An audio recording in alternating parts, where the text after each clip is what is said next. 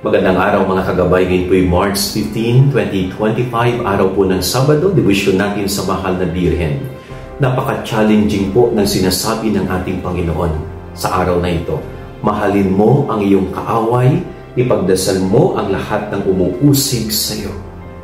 At ito po ay makakristyanong utos ng ating Panginoon. Ang isang taong totoong Kristiyano, handa siyang magsakripisyo.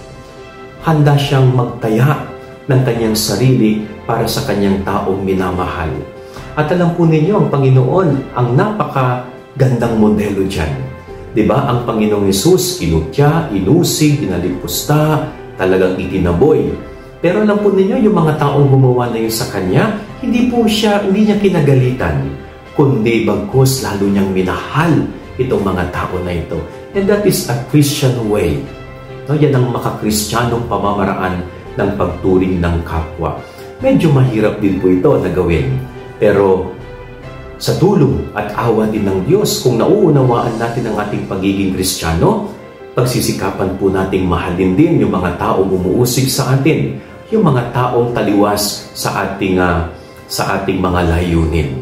Okay, so ipagdasal po natin yan na magawa din nating mahalin ang mga taong ito, lalo na yung mga taong ayaw sa atin. Yan ang ating gabay aral ngayong maghapon. God bless po sa inyo lahat. Pagpalain kayo ng Panginoon.